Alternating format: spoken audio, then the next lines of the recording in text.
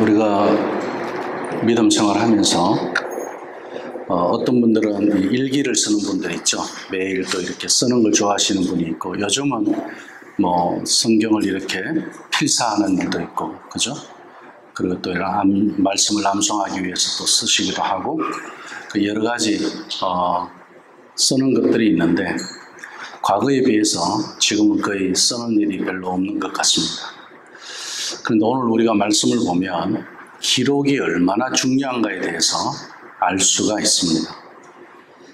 세대는 지나고 시간도 지나고 또 전 세대는 이 세상을 떠나고 과거가 되어지고 지금 현재를 살아가는 사람들에게 기록이 얼마나 중요한 것인가에 대해서 우리가 알 수 있습니다. 만약에 우리 집에 내가 그동안에 살아오면서 썼던 기쁜 일이든 슬픈 일이든 또 하나님 앞에 기도하고 기도의 제목이든 또 그 기도에 대한 응답이든 그러한 것들을 이렇게 적었던 것들, 또 우리 아이들에 대해서 내 생각을 이야기하고 하고 싶은 그런 마음들을 정리한 그런 일기장을 내가 남기고 이 세상을 떠났다고 한번 생각해 봅시다. 근데 마침 자녀들에게 그것을 전해주지를 못했어요. 그런데 어느 날 서랍 안에서 먼지가 이렇게 수북하게 쌓인 그런 낡은 노트가 발견되었습니다. 그 속에 부모님의 어린 시절의 꿈도 쓰여 있고요. 그리고 또 부모님의 격려가 고스란히 남아있는 그런 세월 속에 묻혀있는 이야기들이 있었습니다. 자녀들이 그것을 읽고 이렇게 귀한 걸 우리가 모르고 살았구나. 부모님은 이 세상을 떠났지만 이 기록을 통해서 우리들에게 여전히 살아계신다는 것을 이제 말씀하고 있는 것을 경험하게 된 거예요. 그러니까 이 과거의 일을 잃어버렸지만 기록을 통해서 다시 생각하게 되고 그 과거에 잃어버린 귀한 것들을 다시 찾게 되는 그런 일들을 볼 수 있습니다. 그래서 저는 오늘 이 말씀을 준비하면서도 기록에 대해서 좀 더 많이 노력을 해야 되겠다, 그런 생각을 하게 되었습니다. 일기를 매일은 쓰지 않아도 일기를 쓴다는 분들의 이야기를 들으면 저는 참 부러워요. 참 기록한다는 거 쉽지 않은데 그렇게 기록하는 삶을 살아간다는 것은 굉장히 안정적이고 그리고 또 본이 되는 그런 삶이라고 생각합니다. 그리고 쓰다 보면 생각을 많이 하게 되기 때문에 우리의 신앙에도 많이 성숙함이 있을 걸로 생각합니다. 여러 가지 이유는 있을 수 있죠. 나 글 잘 못 써요. 근데 막상 우리의 생각을 글적이다 보면 시인도 되고 작가도 되기도 합니다. 그래서 쓰는 것을 우리가 한번 해보는 것은 어떨까, 그런 생각을 해봤습니다. 마찬가지로 지금 유다 땅에 나라가 위기 중에 있습니다.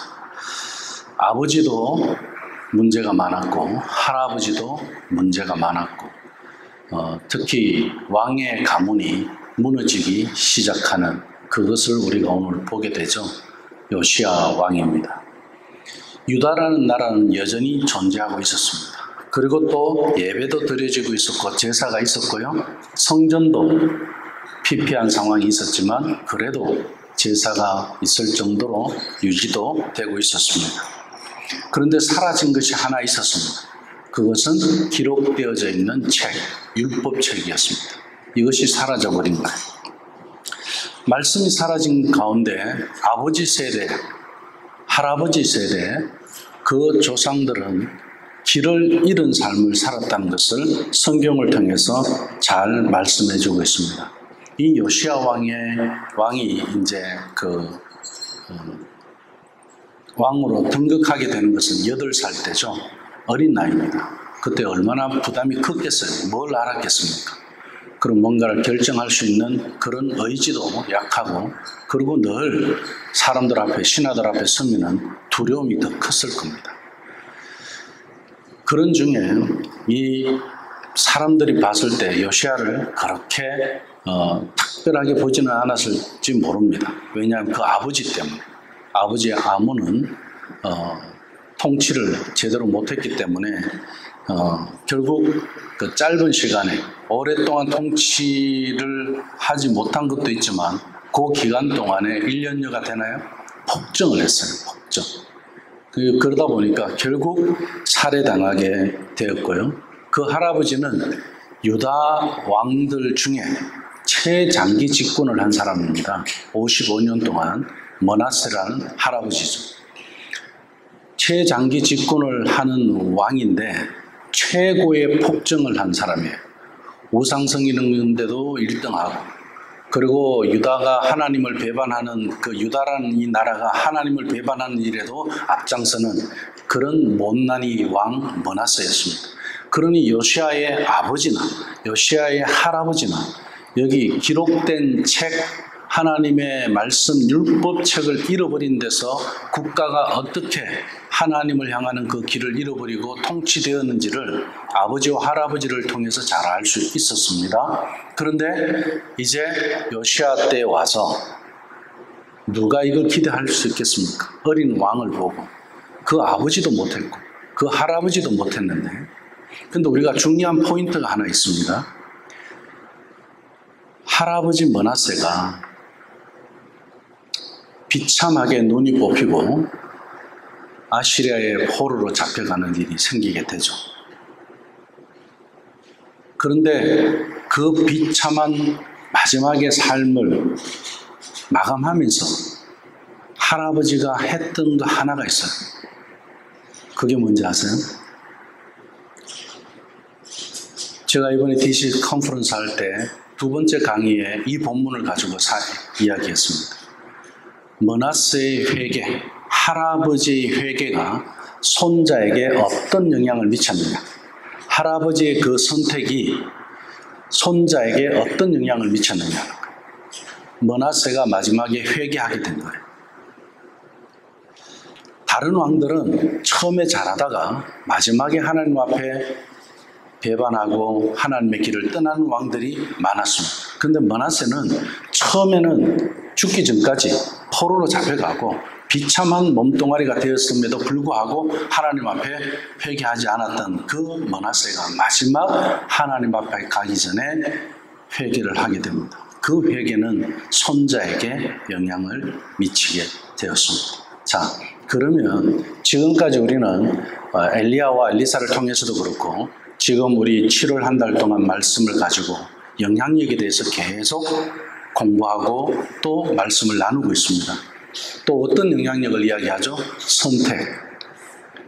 내가 선택한 것이 나에게만 영향을 미치는 것이 아니라 우리 가정, 또 내 주변, 이웃, 그리고 국가에까지 영향을 미친다는 사실을 보게 됩니다.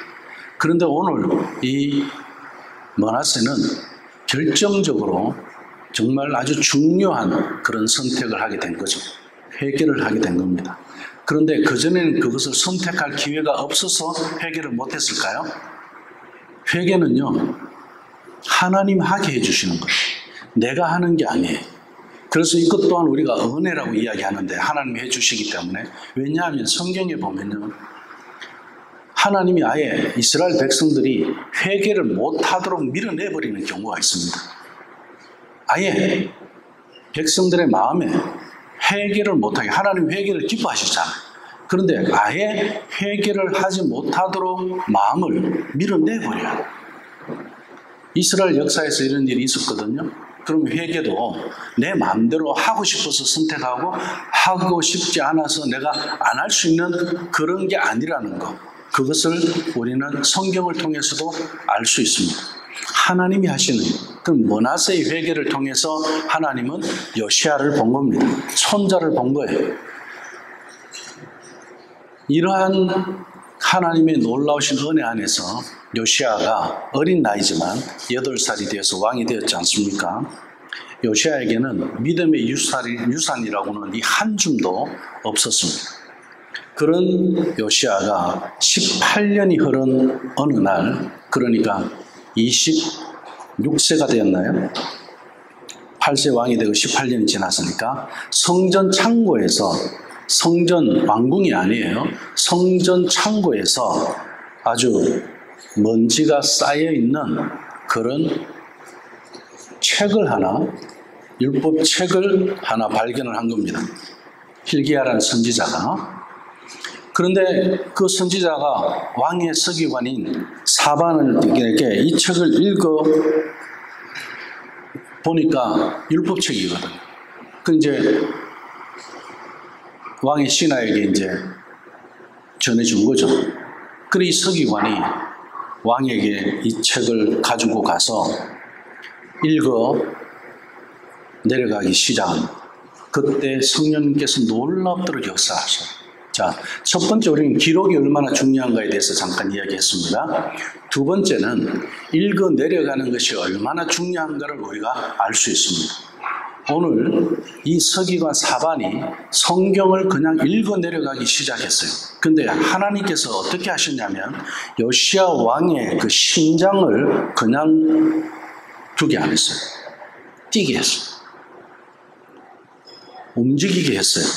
그러면서 문장 하나, 구절 하나하나마다 잃어버린 그 하나님의 언약을 요시야의 마음에 새겨지는 것을 경험하게 됩니다. 정말 피처럼 그의 영혼으로 흘러 들어오는 것 같은 그런 경험을 하게 됩니다. 자, 읽어 내려갔어요.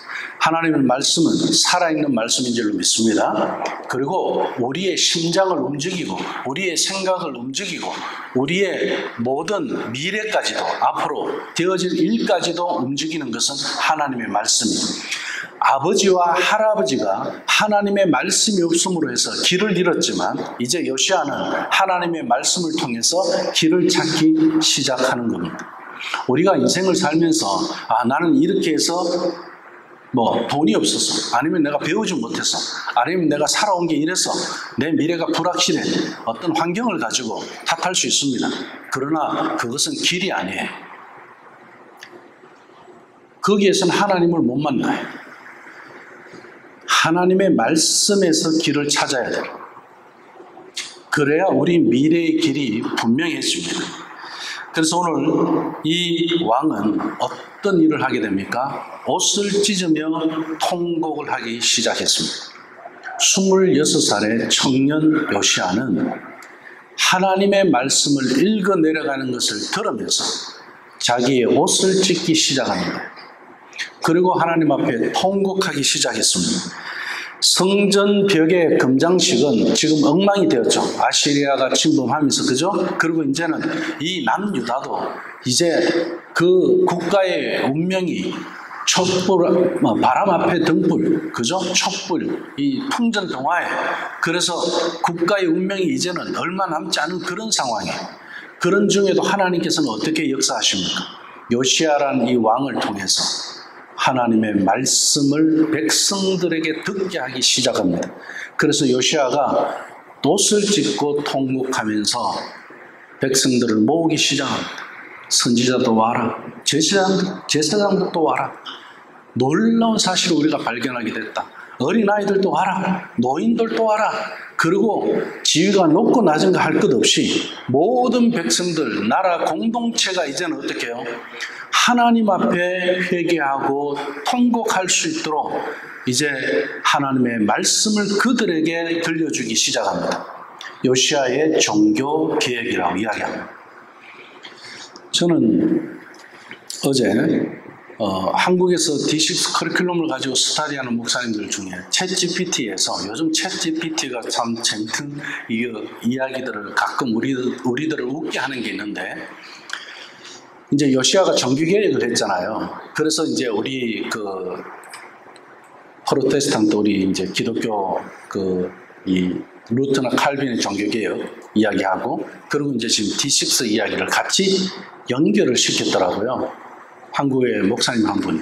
그리고 그 링크를 저한테 보내왔는데 놀랐어요. D6를 뭐라고 챗GPT가 이야기했느냐면요, 제2의 종교개혁이라고 이야기했어요. 우리가 지금 하고 있는 이 일이 그냥 일이 아니고 제2의 종교개혁이에요. 왜냐? 말씀으로 후대에 신앙을 이어가게 하고 가정을 세우는 만인 제사장의 일을 부모를 제사장으로 세우고 하는 루트가 완성하지 못한 미완의 종교개혁이 뭐냐면은 만인 제사장입니다. 성직자만 하나님 앞에 제사장이 아니고 모든 성도가, 모든 그리스도인이 하나님의 부르심을 받고 사명을 가졌다는 것이 그 만인 제사장이잖아요. 지금 오늘날에 이건 지금 미완이거든요. D6에서 가정의 부모를 제사장으로 세우고 있는 일은 제2의 종교개혁이라는 거예요. 그리고 말씀을 어떻게 해요? 가정에 또 후대에 이어가게 하는 일이기 때문에 종교개혁과 일맥상통하는, 오늘 요시아의 종교개혁하고 맞죠? 그죠? 그러니까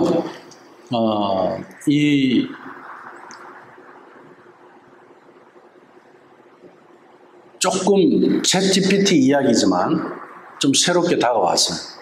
우리가 지금 하나님 앞에 참 귀한 일을 하고 있구나. 근데 루트나 칼빈도 그렇고 종교개혁자들도 그렇고 지금 오늘 요시아 왕도 그렇고 이제 개혁해야 됩니다. 그래가 외친 게 아니거든요. 그죠? 그냥 말씀이 들려졌어요. 읽혀지고 들려지는 데서 어떤 일이 일어났죠? 내 안에 성령의 역사가 일어난 거잖아요. 회개가 있고. 그럼 D6에는 어떤 일이 있죠? 부모의 회개가 있습니다. 부모의 회개가 자녀의 영을 깨우거든. 그런 일들이 일어나고 있거든.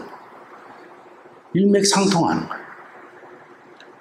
그래서 요시아의 종교개혁, 16세기의 우리 기독교의 종교개혁, 그리고 오늘날 이 D6, 이건 정말 성전의 어떤 사이즈나 성전의 어떤 그런 정말 그 예루살렘 성전의 그런 금장식의 그런 모습이나 오늘날 교회 성전의 건물들이 잘 지어진 이런 것들보다 무엇이 더 중요하냐면 하나님의 살아있는 말씀을 따라서 순종하는 하나님의 백성이 중요한 거예요.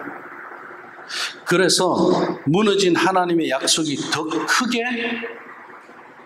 우리에게 다가올 수 있어야 돼요. 우리가 안타까운 거는요, 이 건물이 세워져 있다고 해서 하나님의 언약이 우리 가정에서 무너졌고 우리 각각의 삶에서 무너졌는데 그 무너짐을 몰라요. 홍수가 오고 지진이 나고 전쟁이 나서 이 성전이 무너지면 그때야 사람들이 성전이 무너졌다 이렇게 이야기합니다. 그 성전이 무너지기 전에 이미 그리스도인의 마음이 무너지고 믿음이 무너지고 하나님 앞에 성전인 우리의 삶이 성경과 동떨어져서 길을 잃어버린 나그네가 되어서 방황하고 있는 무너짐의 그런 모습. 가정이 무너졌죠? 교회도 하나님 말씀을 떠나고 프로그램이 그 자리를 다 차지해버렸죠? 그런 걸로 해서 우리는 바쁘게 재밌게 교회가 무슨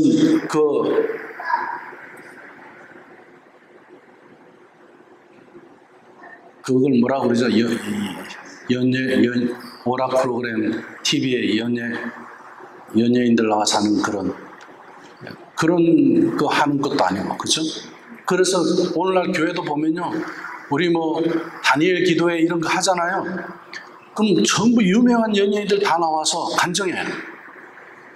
그럼 사람들 그 연예인들이랑 그거 보면서 아멘 아멘 하면서 나는 기도 안 해. 그 사람들 간증한 것처럼 나는 살지 않아요. 그냥 은혜 받았다 그걸로 끝나는 거예요. 왜 그럴까요?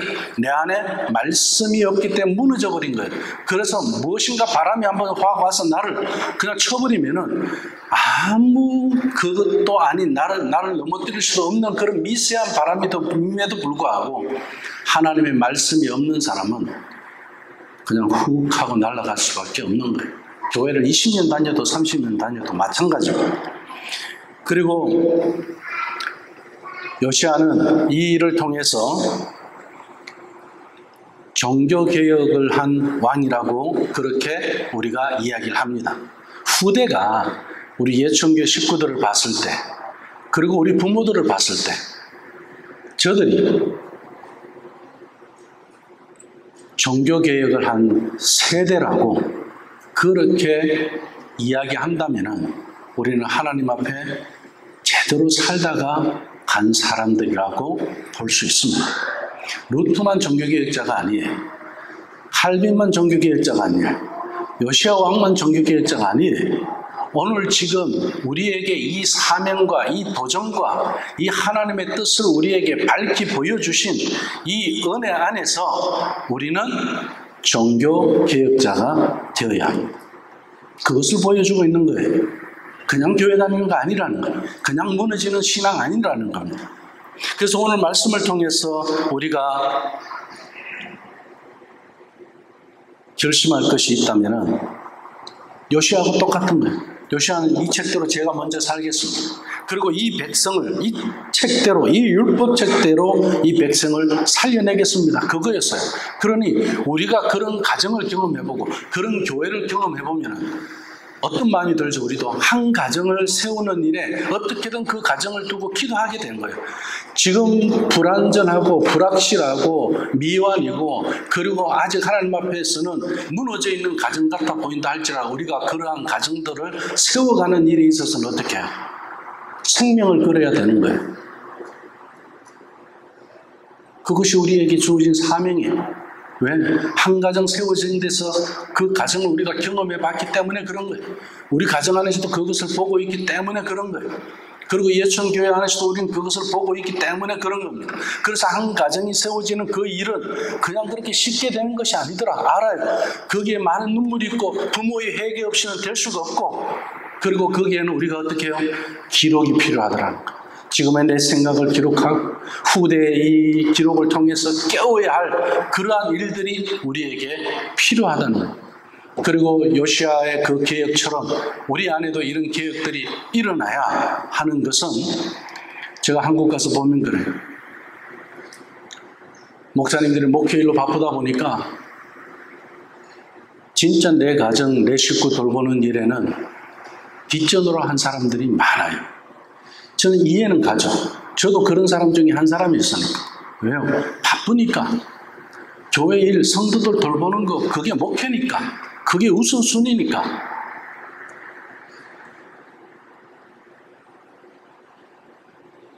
근데 제가 한국 가면 감사한 게 있어요. 우리 디식스 하시는 목사님들이 회개를 하면 제일 먼저 누구한테 하시냐면 진짜 변화가 있고 정말 사명으로 바뀌어진 목사님들을 진정성 있는 그런 목사님들을 제가 보게 됩니다. 무엇으로 알 수 있느냐면 사모님이 웃으시는 분들, 사모님을 웃게 하시더라고요. 디식사는 목사님들. 그 참 보람도 있고 행복해서 목사님들이 사모님한테 내가 그동안의 가정을 후순위로 하고 목회한 것에 대해서 회개하고 아이들한테도 그 잘못을 이야기하고 어떤 목사님은요 제주도까지 가서 가족을 다 데리고 사모님하고 아이들 다 컸어요. 대학생 청년인데 데리고 와서 2박 3일 제주도에 가서 있으면서 저녁에 사모님하고 아이들하고 대화를 한 거예요. 그 영상 조금 이렇게 한 거를 저한테 보내주셨어요. 목사님이 사모님한테 당신 고생이 많았고 그동안에 정말 내가 이걸 디식스를 알고 난 뒤에는 가정을 얼마나 내가 박해를 했는지 내 자녀들을 말씀으로 양육을 못한 거에 대해서 아버지가 잘못했다고 그러면서 가족이 화해하고 그러면서 회복이 돼갖고 이번에 수료식에 오셨는데 사모님이 얼굴이 천사 얼굴이 돼 있어요. 그런 분들이 한두 분이 아니에요. 강사과정 하시면서 목사님들이 막 깨어지고 무너져 들려지니까 하나님이 원하시는 그 심정이 들려지니까 지금 요시야 왕한테 마찬가지. 요시야 왕이면 우리 개혁합시다. 나는 개혁자입니다. 그러지 않았어요. 들려지니까 하나님 말씀이 들려지니까 바뀌게 돼 있는 겁니다. 내가 바꾸려고 하고 내가 바꾸어야 하겠다 그런 생각 우리가 할 이유가 없습니다. 하나님은요, 하나님이 하실 수 있는 거예요. 내가 안 해도, 내가 못해도 우리 하나님의 일은 아무 문제가 없습니다. 그런데 어떻게 해요? 하나님께서 나에게 들려주실 때 그때 나에게 하나님이 역사하신다는 것, 이건 놀라운 일이죠. 저는 왜 놀랍다고 이야기하느냐면 한국에 가서 사역을 해보면 그래요.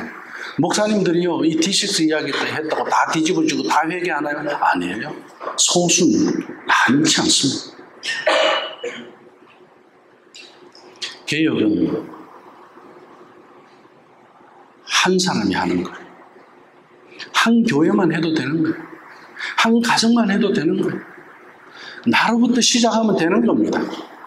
그게 지금 요시야 왕이에요. 그리고 요시야 왕이 그것을 경험하고 나서 보니까 어떻게 해요? 이거 나 혼자 해서는 안 되겠다는 겁니다. 그래서 백성들을 모으는 겁니다. 선지자들 다 모여요. 왜요? 요시야는 이제 길이 보이기 시작한 거거든요. 우리 아이들 보고 이렇게 살아라 저렇게 살아라. 아니에요. 하나님 말씀 들려주면 저들은 스스로 길을 찾게 돼 있습니다.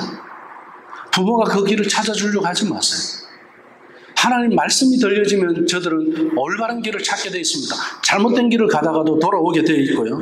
그래서 요시야는 우상을 깨뜨리고 산당을 헐어서 진짜 길을 정비하기 시작합니다. 얼마나 멋있습니까? 우리 부모들도 마찬가지입니다. 요즘 우리 이 디지털 시대에 얼마나 혼란스럽습니까? 아이들이 대인관계에 눈 마주치지 못하는 애들이 너무너무 많아졌어요. 핸드폰만 보다 보니까요, 사람하고 눈 마주치는 걸 못해요.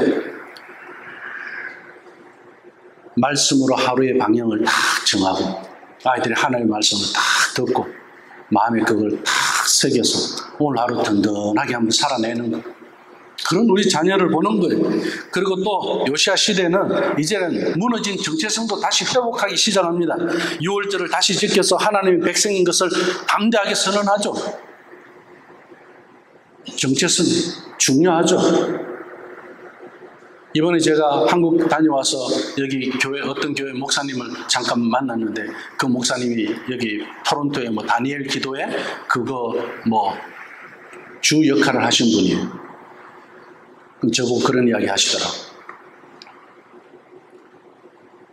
이민교회 정체성이 없는 걸 경험했다 이렇게 이야기를 하시더라고요. 도대체 정체성이 뭡니까? 성경으로 돌아갈 줄 모른다는 이야기잖아요. 자녀가 하나님 말씀 속에서 내가 누구인가를 아는 거가 제일 중요하지 않습니까? 내가 다른 건 몰라도 예수님 부정하는 거는 내가 인정 못해. 예수님 떠나서는 나는 살 수 없어. 그리고 세상에 내가 직장 잃을 수 있지만 나는 예수님은 잃을 수가 없어. 돈을 잃을 수 있고 건강도 잃을 수 있지만 나는 예수님은 잃을 수가 없어. 이런 분명한 정체성, 내가 누구인지 하나님과 나와의 관계 안에서 믿음으로 엮어져 있고 생명으로 엮어져 있고 그분의 삶과 엮어져 있고 하나님과 나와는 절대 세상의 그 어떤 죽음도 끊을 수 없죠. 왜? 우리는 죽으면 하나님한테 가는 거니까. 그 정도의 관계 속에서 살아가는 나의 이 정체성을 분명히 하는 것. 요시야가 그걸 이제 유월절을 통해서 하고 있습니다.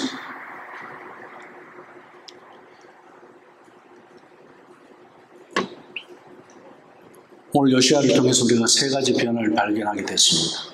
길이 보이기 시작했고, 정체성이 회복되기 시작하고, 마지막으로는 세대가 연결되기 시작합니다. 왕이 먼저 언약을 세우고 백성이 그 뒤를 따라가죠. 사실 오늘 이건 굉장히 중요한 말씀이에요. 사실 오늘 우리가 종교개혁주의다 그러면은 이 언약 선포식도 한번 할 만한 거예요.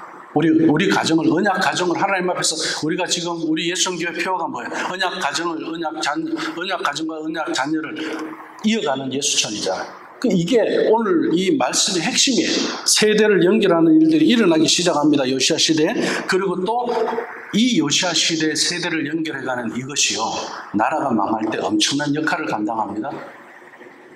요시야 시대에 선지자들이 얼마나 많이 일어났습니까? 오바다, 나훔, 스바냐, 예레미야, 선지자의 거장들이 다 이 시대에 일어났던 사람들입니다. 그러다 보니까 이 종교개혁과 맞물려 갔고요, 나라가 망하는 상황인데도 불구하고 어떤 일이 일어났죠? 후대 다니엘이라든지 이런 인물들이 나오기 시작합니다. 포로로 잡혀가도 그 신앙의 대를 이어가는 역사가 일어나기 시작하는 겁니다. 놀랍지 않습니까? 만약에 요시아의 개혁이 없었다면 이게 므낫세부터 아몬, 요시아까지 이게 망가졌다. 그리고 이제 나라 망하는 길로 지금 바로 가고 있잖아요. 그렇죠? 그럼 끝나는 거예요. 한번 숨 돌리고 하나님께서 선지자들을 정말 일으켜서 나라의 하나님 종교개혁을 하나님께서 한번 확 쓸어내고 걸러내고 거기에 길을 내고 거기에 정체성을 바로 세우고 세대 간의 신앙이 이어지는 역사가 있었기 때문에 나라가 망하고 포로로 잡혀가도 거기에 다니엘 같은 인물들이 나올 수밖에 없는 이유가 여기에 있었던 겁니다. 우리 아이들에게 말씀을 들려주고 읽혀주는 것은 정말 중요하고요. 우리 부모들이 그것을 기록으로 남겨놓는 것도 굉장히 중요하더라. 네. 오늘 말씀을 정리하면 이렇습니다. 우리 집 책장에도 먼지로 덮여있는 그런 성경책이 아니라 읽혀지는 성경책. 그런 데서 책을 펴는 우리 부모가 되어야 됩니다. 책을 펴는 그 순간 하나님은 우리 가정의 방향을 다시 그려주실 줄로 믿습니다. 그리고 옷을 찢어야 해요. 우리 부모님들이요, 너무 무감각해져 있습니다. 우리 목사님들도 마찬가지. D6를 프로그램을 생각하고 무슨 어떤 운동 중에 하나로 생각하는데 그렇지 않죠. 모세 때부터 지금까지 하나님의 교육 명령이에요. 변화없는 진리입니다. 이건 프로그램일 수가 없어요.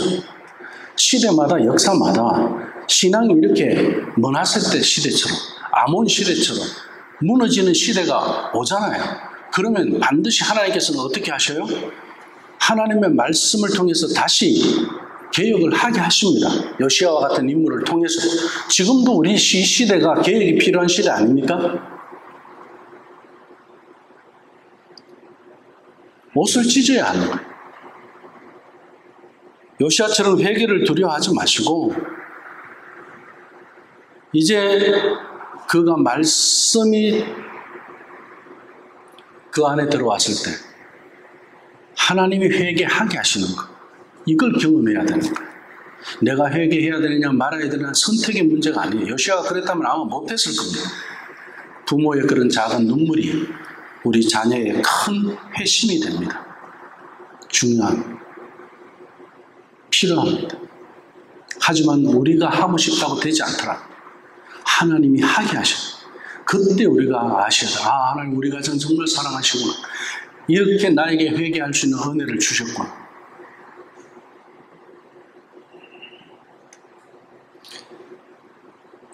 그리고 세 번째는 언약을 세워야 됩니다. 책을 펴야 되고요. 옷을 찢어야 되고요. 언약을 세워야 합니다. 아주 간단한 거예요. 우리 가정은 하나님의 말씀을 사랑하고 여호와를 경외하고 순종하고 다음 세대에게, 우리 자녀 세대에게 신앙을 전수하기로 언약합니다. 그러면 딱 끝나는 거예요. 간단하죠. 우리 신명기 6장이 뭡니까? 여호와 경외잖아요. 하나님 사랑하는 거잖아요. 우리 가정이 여호와 경외하는 가정이 되는 거예요. 하나님 사랑하는 가정이 되는 거예요. 그리고 우리는 선택을 가지고 살아가는 사람들이 아니라 하나님 앞에, 말씀 앞에 우리가 어떻게 들려질 때 순종하는 은혜로 살아가는 사람들. 그래서 우리 가정은 여호와를 경외하며 사랑하며 순종하며 우리 자녀 세대에게 신앙을 이어가도록 선언합니다.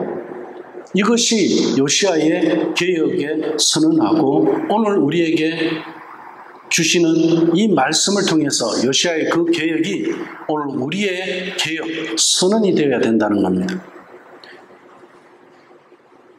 언약 선언문을 이렇게라도 해서 노트에 적어 놓으시든지 아니면 냉장고에 붙여 놓으시든지 매주 그리고 다시 읽으십시오. 그 순간 식탁은 예배의 제단이 될 것이고 우리 가정은 제사장 공동체가 될 수 있습니다.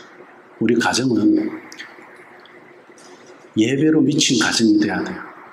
그게 제사장 공동체. 제사장이 하는 게 뭡니까? 예배예요.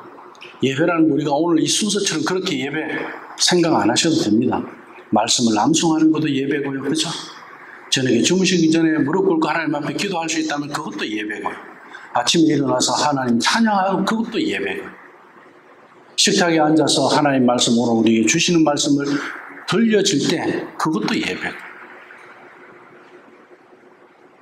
예배를 어떤 형식 속에 가둬놓는 걸로 인해 갖고 우리가 나 그 예배 못했어, 오늘 하려고 했는데 몇 시부터 시작하려고 했는데, 그러지 마세요. 우리 삶 속에 다 갖다 넣으시면 돼. 밥 먹을 때도 하시면 되고요, 주무실 때도 하시면 되고요, 아침에 일어날 때도 하면 되는 거예요. 하나님하고 그분 노래하고 싶으면 노래하시고요, 그분한테 기도하고 싶으면 기도하시고요, 그리고 하나님께서 회개하게 하시면 또 회개도 하시고요, 필요한 게 있으면 하나님 나 이거 필요합니다 하고 하나님한테 구하기도 하시고요. 그래서 안 주시면 하나님 왜 안 주십니까? 언제쯤 주실래요? 그리고 때도 한번 서보고요. 하나님 말씀이 들려지면요, 내 안에 이런 일들이 일어나기 시작합니다. 그게 예배가 일어난다는 이야기, 우리 가정이 예배 공동체가 된다는 이야기.